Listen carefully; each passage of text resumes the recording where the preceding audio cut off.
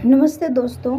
तो आज हम जानने वाले हैं मिट्टी के अलग अलग प्रकार और उनकी खासियतों के बारे में।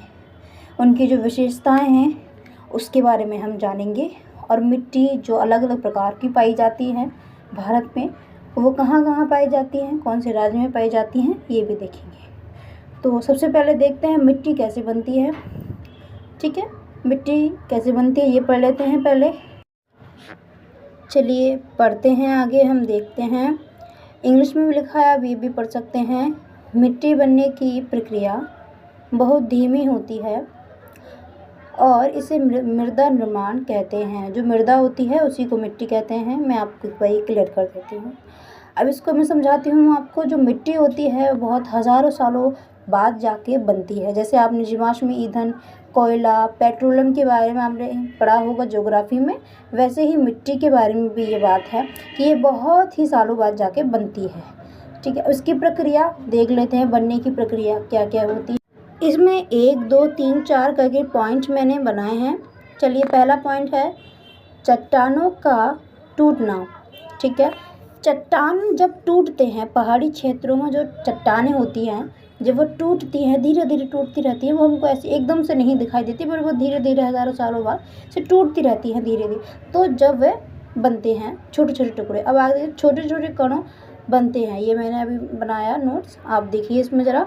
छोटे छोटे कण बनते हैं। जब चट्टान टूटती है तो उसमें छोटे छोटे कण बनते हैं। उनके पौधों और जीवों के अवशेष मिलना। इनमें क्या होता है, जो पौधे होते हैं, जीव होते हैं, उनका जो अवशेष होता है, मान लेते हैं कोई जीव जंतु जब मर जाते हैं तो वो ऐसे मिट्टी में जब पड़े रहते हैं तो बहुत सालों बाद उनका जो शरीर होता है मिट्टी में मिलने लगता है। तो उसमें कुछ ऐसी विशेषताएं पाई जाती हैं। तो जो उनका जो पूरी बॉडी होती है जब मिट्टी में मिल जाती है तो वो एक गुणवत्ता प्रदान करती है मिट्टी को। ठीक है, बहुत आगे देखते हैं। धीरे धीरे उपजाऊ मिट्टी बनना। अब इसी प्रक्रिया से जो मिट्टी होती है वो धीरे धीरे उपजाऊ बनती है। और ये सबसे ज़्यादा पहाड़ी क्षेत्रों में ऐसी चीज़ें होती हैं क्योंकि वहाँ जंगल होते हैं। ठीक है, आगे देखते हैं। मिट्टी बनने के कारण क्या होते हैं, ये भी इम्पोर्टेंट टॉपिक है हमारा। मिट्टी बनने के कारण क्या क्या होते हैं। अभी हमने पढ़ा कि मिट्टी की जो विशेषताएं हमने देखा, प्रक्रिया हमने देखा। अब देखते हैं कि बनती क्यों है, इसके क्या क्या कारण हैं। तो पहला है जलवायु यानी क्लाइमेट। तो जो जलवायु है, जलवायु से हम क्या समझते हैं, जो आसपास का वातावरण होता है उसी से मिट्टी बनती है। जैसे रेगिस्तानी मिट्टी हो गई, लैटराइट मृदा हो गई, ठीक है, मिट्टी हो गई। अब हम देखते हैं दूसरा पॉइंट, जीव जंतु। जो जीव जंतु होते हैं जो मर जाते हैं, जो उनका शरीर होता है पड़ जाता है, उनमें कुछ सूक्ष्म जीव पाए जाते हैं जो मिट्टी को उर्वरता प्रदान करते हैं।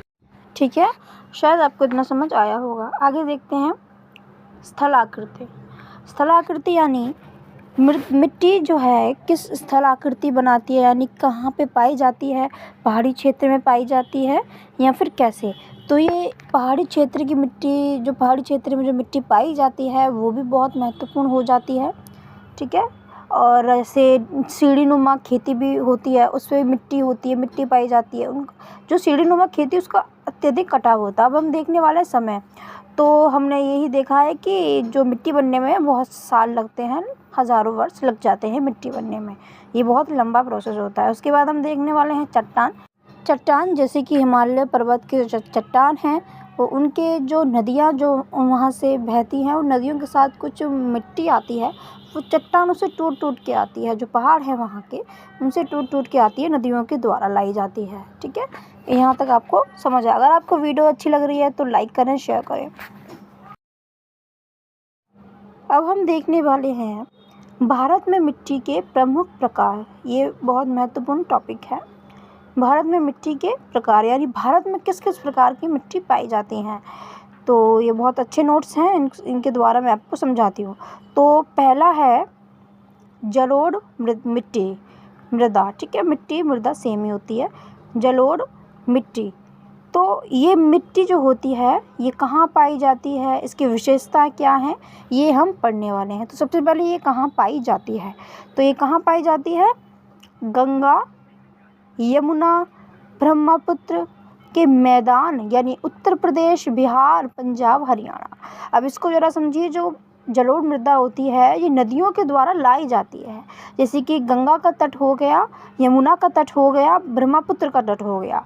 तो यहाँ पे ये जो जलोढ़ मृदा होती है पाई जाती है, ठीक है, क्योंकि नदियों के बहाव के साथ बह कर आती है। अब हम देखने वाले हैं इसके विशेषताएं। इसकी विशेषताएं क्या क्या हो सकती हैं, यानी क्या क्या इसके विशेषताएं। तो पानी को अच्छी तरह पकड़ लेती है, पानी को अच्छी तरह से ये अब्जॉर्ब यानी पकड़ लेती है, ठीक है। और सबसे अधिक उपजाऊ मानी जाती है, सबसे अधिक उपजाऊ मानी जाती है, ठीक है। तो जलोढ़ मिट्टी के बारे में अभी हम पढ़ रहे हैं।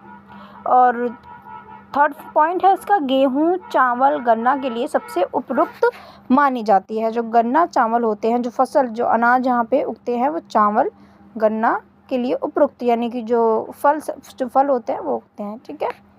अब हम देखने वाले हैं काली मिट्टी के बारे में, यानी काली मृदा, ब्लैक सॉइल, ठीक है। तो इसके बारे में भी हम पढ़ते हैं। तो सबसे पहले हम देखते हैं कि ये कहाँ पाई जाती है, ये कहाँ पाई जाती है। तो ये सबसे महत्वपूर्ण टॉपिक है, काली मिट्टी के बारे में अक्सर पूछा जाता है। तो ये कहाँ पाई जाती है ये देख लेते हैं। ये महाराष्ट्र, मध्य प्रदेश और गुजरात में अत्यधिक पाई जाती है। महाराष्ट्र, मध्य प्रदेश और गुजरात में पाई जाती है, सबसे अधिक पाई जाती है, ठीक है। जो बीच का रास्ता होता है, यानी भारत का मैप जो होता है, मध्य प्रदेश, ऐसे हम इसको याद कर सकते हैं। इसकी विशेषताएं देख लेते हैं। काली रंग की, यानी कि जो इसका जो रंग होता है वो काले रंग की, हम इसको ऐसे पहचान सकते हैं। नमी को लंबे समय तक बनाए रखती है, ये नमी जो होती है इसको ऑब्जॉर्ब कर लेती है और लॉन्ग टाइम तक इसको बनाए रखती है, ठीक है। उसके बाद हम देखते हैं इसका थर्ड पॉइंट, कपास की खेती के लिए सबसे अधिक अच्छी मानी जाती है। ये कपास की खेती के लिए काली मिट्टी सबसे अत्यधिक महत्वपूर्ण और सबसे अच्छी मानी जाती है। ये पेपर में क्वेश्चन आते हैं, ये वाले क्वेश्चन काली मिट्टी के बारे में पूछा जाता है आपसे कि काली मिट्टी पे सबसे अच्छी फसल कौन सी उगाई जाती है, तो वो कपास हो जाएगा। अब हम देखने वाले हैं लाल मिट्टी, रेड सॉइल। ये लाल और पीली एक सेम ही मिट्टी होती हैं जिनके बारे में हम पढ़ते हैं, पर अभी मैंने इसमें मिट्टी लाल मिट्टी लग रखी है। सबसे पहले हम कहाँ पाई जाती है, तमिलनाडु, कर्नाटक, आंध्र प्रदेश, उड़ीसा, ठीक है। और ये इसकी विशेषता भी हम कुछ देख लेते हैं। लाल रंग होता है इसका लाल रंग होता है, इसके हम पहचान सकते हैं, इसका लाल रंग होता है क्योंकि इसमें बहुत ज़्यादा आयरन पाया जाता है, ठीक है। और कम उपजाऊ मानी जाती है, और ये कम उपजाऊ मानी जाती है, इसमें फसल अच्छी तरह से ज़्यादा नहीं उगती। थर्ड पॉइंट है इसका, खाद डालने पर अच्छी उपज। जो खाद होता है, जो अगर हम इसमें खाद डाल देंगे तो अच्छी खासी ये उपज कर देगा, है ना। वैसे ये उपजाऊ कम होता है, पर इसमें अगर हम खाद डालेंगे तो अच्छी उपज देगी ये हमें, यानी अच्छी फसल देगी, ठीक है। यहाँ तक आपको क्लियर होगा। अब आगे देखते हैं। अब हमारा नेक्स्ट टॉपिक है लैटराइट मिट्टी। लैटराइट मिट्टी गाइस बहुत बार पूछी जाती है पेपर में, एग्ज़ाम में। ब्लैक सॉइल और लैटराइट मिट्टी ये पूछी ही जाती है। अब देखते हैं ये कहाँ पाई जाती है। ये केरल, कर्नाटक और असम जैसे क्षेत्रों में पाई जाती है। मैं आपको एक ट्रिक बताता हूँ, जहाँ पे अधिक वर्षा होती है, जहाँ पे सबसे ज़्यादा बारिश होती है, वहाँ पे आपको लैटराइट मिट्टी मिलेगी ही मिलेगी, ठीक है। और सबसे अधिक वर्षा होती है यहाँ पे, तो ये नमी, यानी कि नमी जैसी भी आपको मिलेगी, ये थोड़ी गीले गीले टाइप की मिलेगी, ठीक है। यहाँ पे अधिक वर्षा होती है, वहाँ पे ये आपको लैटराइट मृदा पाई जाएगी, यानी केरल, कर्नाटक, असम। आपने देखा होगा केरल, कर्नाटक में बहुत वर्षा होती है, ठीक है। अब हम देखें इसकी विशेषताएं। अधिक वर्षा वाले क्षेत्रों में, मैंने अभी आपको जैसा बताया, अधिक वर्षा वाले क्षेत्रों में पोषण तत्व कम, पोषक तत्व जो होते हैं इसमें कम पाए जाते हैं, क्योंकि इसका जो जब बारिश होती है ना, तो बारिश के साथ ही बह जाती है, जिससे कि इसके पोषण तत्व कम हो जाते हैं, तो उसकी वजह से सो पोषण तत्व जो होते हैं वो कम होते हैं। उसके बाद चाय, कॉफ़ी, काजू इत्यादि के लिए बहुत अच्छी मानी जाती है, ये फसलें इस पर उगाई जाती हैं, काजू, कॉफ़ी, चाय, ठीक है। केरल में खेती होती है चाय की, तो ये सारी इसके लिए अच्छी मानी जाती है। अब हम पढ़ने वाले हैं रेगिस्तानी मिट्टी, डेजर्ट सॉइल। ठीक है, रेगिस्तानी मिट्टी के बारे में हम पढ़ने वाले हैं। जब ये कहाँ पाई जाती है, पहले इसको समझते हैं। अब आप ज़रा समझिए कि ये हम बात कर रहे हैं रेगिस्तानी मिट्टी। ठीक है, मिट्टी कौन सी है, रेगिस्तानी है। तो ये कहाँ पाई जाएगी, रेगिस्तान वाले क्षेत्रों में, जो कहाँ पे हैं, राजस्थान, गुजरात, ऐसे क्षेत्रों में तो हमको रेगिस्तान मिलते हैं ना। तो ये रेगिस्तानी मिट्टी ऐसे क्षेत्रों में पाई जाएगी, जैसे राजस्थान हो गया जहाँ पे कम वर्षा होती है। ठीक है, गुजरात हो गया, ऐसे क्षेत्रों में हमको पाई जाएगी। अब इसकी विशेषताएं हम देख लेते हैं। रेत अधिक होती है, यानी रेत अधिक, यानी मिट्टी जो होती है रेतीली मिट्टी होती है। पानी जल्दी निकल जाता है, जो पानी होता है जल्दी, आपने देखा होगा, अगर आपने कोई बारू देखी है तो बारू में जब हम कोई पानी डालते हैं तो वो जल्दी से पानी को निकल जाती है, सोख लेती है अपने अंदर। तो वो वाली बातें बता रहे हैं। और रेगिस्तानी मिट्टी को अगर उसमें पानी डालेंगे तो वो जल्दी से पानी को अब्जॉर्ब कर लेगी अपने अंदर, पानी दिखेगा ही नहीं आपको। ठीक है, थर्ड पॉइंट हम इसको देखते हैं जरा। थर्ड पॉइंट कौन सा होने वाला है हमारा, खेती के लिए कम उपयुक्त होती है। जो खेती होती है ना उसके लिए बहुत कम उपयुक्त होती है ये। अब आप बताइए रेगिस्तान में कहाँ पे खेती होगी, तो गुजरात, राजस्थान में बहुत कम जगह है जहाँ पे खेती पाई होती है। अब हम पढ़ेंगे पर्वतीय मिट्टी, यानी माउंटेन सॉइल। ठीक है, पर्वतीय मिट्टी ये भी एक रेगिस्तान की तरह से रेगिस्तानी मिट्टी थी, रेगिस्तान में पाई जाती थी। ये भी पर्वतीय मिट्टी है, यानी कि पर्वतों में ही मिलती होगी। तो सबसे पहले इसका है कि कहाँ पाई जाती है, कहाँ पाई जाती है जी, हिमालय क्षेत्र में पाई जाती है, जहाँ पे पहाड़ हैं जहाँ पे पाई जाती है। हिमालय में पहाड़ है तो उधर ये पाई जाती है। उसके बाद हम देखते हैं इसकी विशेषताएं। इसकी विशेषताएं क्या क्या हो जाएंगी, ठंडे क्षेत्रों में पाई जाती हैं, फल चाय के लिए अच्छी होती हैं।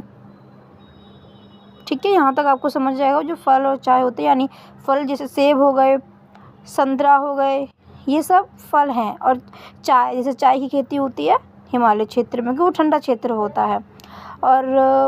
और ये कम विकसित क्षेत्र भी माने जाते हैं। जो क्षेत्र होते हैं ये बहुत कम विकसित होते हैं। ऐसे हिमालय क्षेत्र में क्या आपको कहाँ कोई मेट्रो चलती हुई दिख रही है कि नहीं, क्योंकि ये विकसित नहीं है ज़्यादा।